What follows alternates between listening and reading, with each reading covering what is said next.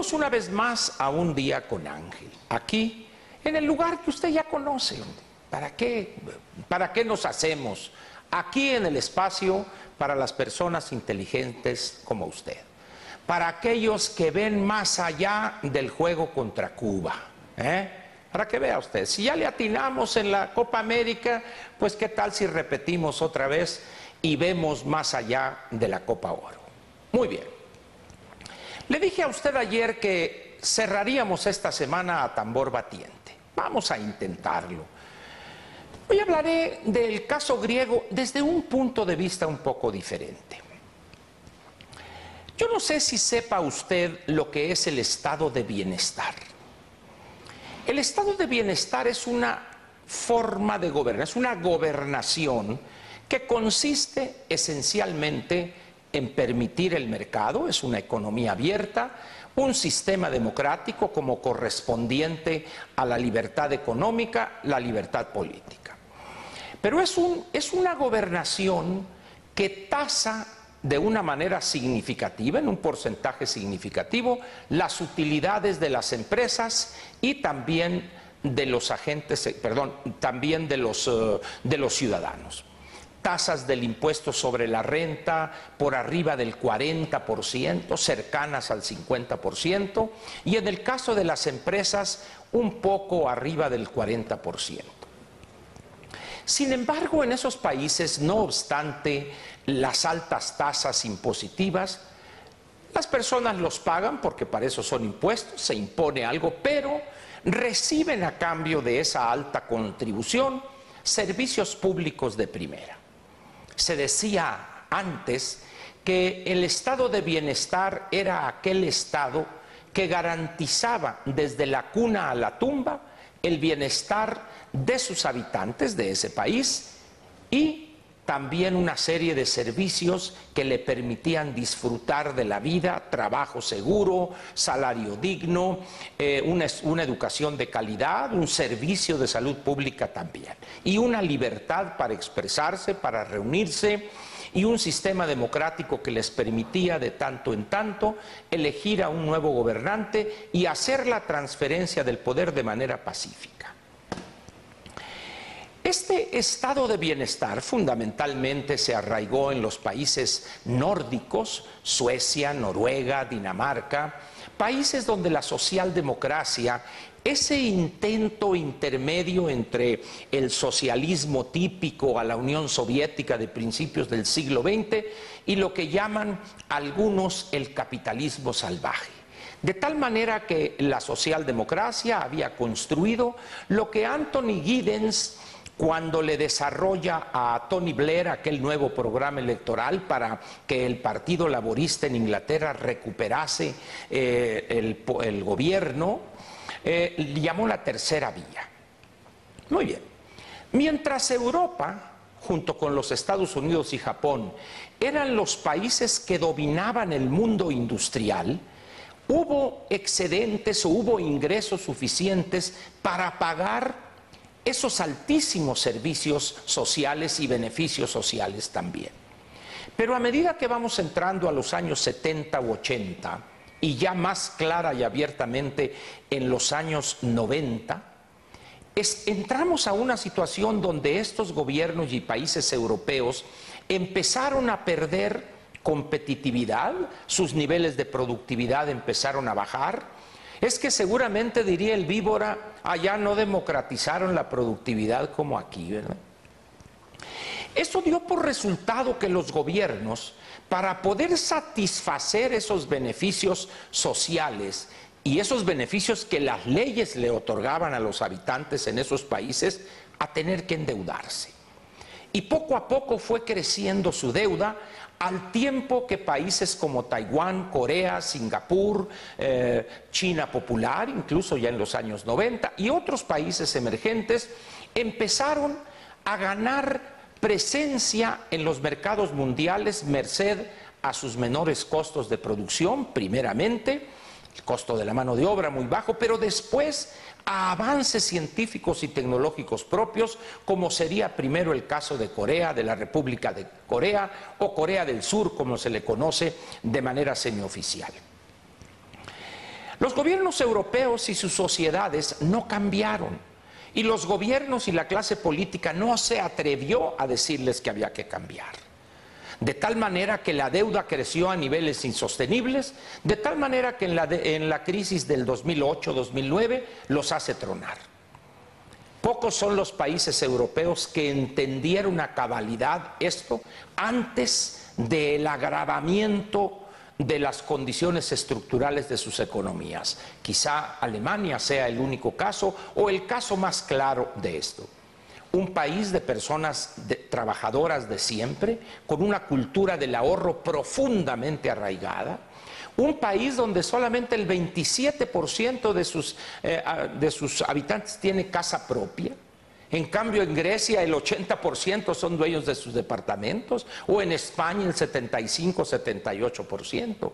Es decir, el alemán es frugal, ahorrativo, trabaja mucho, ahorra también para heredarle a las siguientes generaciones una mejor calidad de vida y una mayor seguridad económica. Es ahí donde se inserta la crisis griega. Ya no voy a hablar de lo que pasó en España o va a pasar en Francia, un poco en Inglaterra, que ha realizado cambios estructurales profundos después del 2008 con el señor David Cameron, el primer ministro, que recién obtuvo una aplastante victoria. Pero es ahí, decía, donde se embona o donde entra esta crisis de Grecia. ¿Por qué? Porque Grecia y los excesos de esta bola de sinvergüenzas que son los griegos llevaron el vivir del Estado o vivir de la dádiva gubernamental sufragada con deuda pública al extremo. Pero no es Grecia el único caso en Europa. Italia, no crea usted que está muy lejos en cuanto a beneficios sociales sin sustento. Francia, ni se diga. España empezó Mariano Rajoy a corregir. Sarkozy lo intentó y logró subir las pensiones de 60 a 62 años, la edad mínima de retiro, y se le armó casi una nueva revolución francesa. ¿Por qué? Porque millones de europeos no están dispuestos a ceder algo, por mínimo que sea. Y le doy un dato nada más. El continente europeo en su conjunto es un espacio económico donde la esperanza de vida al nacer prácticamente es 80-81 años. Y si usted los jubila a los 60, 62, 65, va a tener que sufragarles una pensión muy buena, muy sustanciosa, en algunos casos 55-60% de su último ingreso, durante 15 o 20 o 25 años. Pagarles un servicio de salud pública caro, porque los viejos somos achacosos y tenemos enfermedades caras. Ya aquella época donde vivíamos que la diarrea, que el dolor en la garganta, o calenturas, esa ya pasó. Ahora ya tenemos diabetes mellitus, cardiopatías, cuestiones degenerativas con motivo de la edad, Parkinson, Alzheimer, etcétera. Enfermedades muy caras. Y al haber menos niños hay menos dinero ya pues que aportar en forma de impuestos para sufragar a tanto viejo.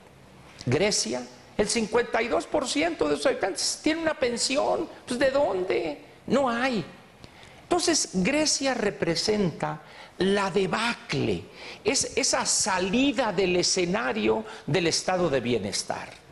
De ahí el gran impacto que tiene en las otras sociedades europeas. Muchos deben de estarse viendo en el espejo griego. Yo le decía a usted que la gran enseñanza de la crisis griega para nosotros era precisamente esa, el que no es posible vivir por siempre gozando beneficios sociales sufragados con deuda. Ese no es el estado de bienestar, evidentemente, pero hemos prostituido el concepto, particularmente en nuestro país.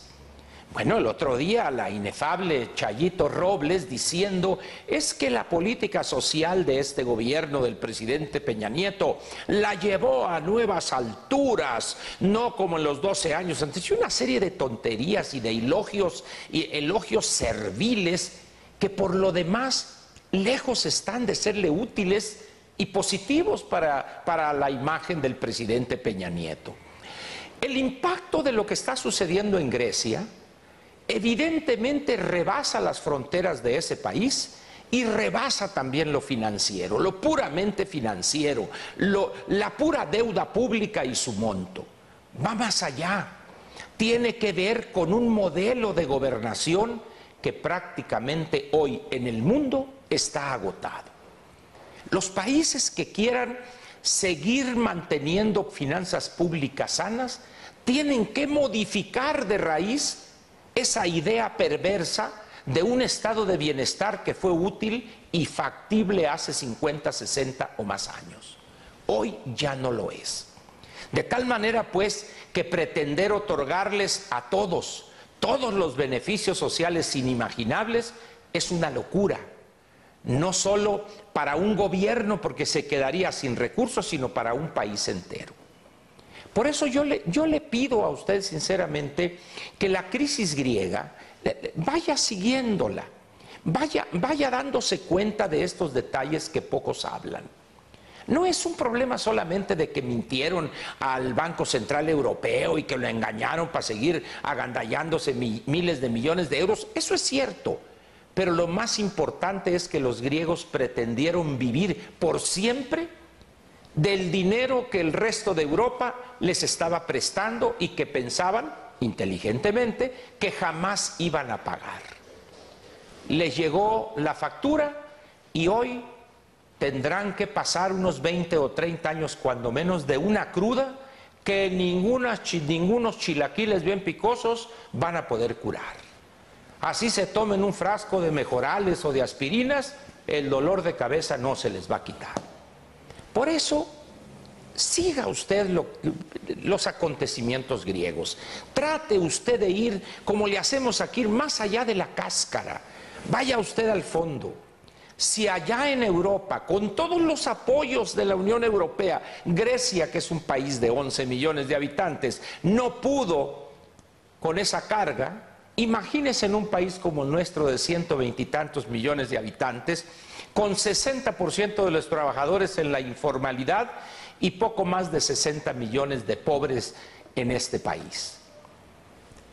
La realidad está, mire, friegue y friegue y friegue en la puerta. No te hagas, Ángel, aquí estamos. Eso de democratizar la productividad es puro cuento, ya llegó la realidad. Por eso le pido, siga usted la crisis en Grecia y trate de escudriñar por ahí para que vea los efectos reales que tienen que ver con la debacle casi definitiva del estado de bienestar. Muchas gracias y buenas noches, y nos vemos mañana para cerrar la semana, ahora sí, mire, en cuarta alta. Muchas gracias y muy buenas noches.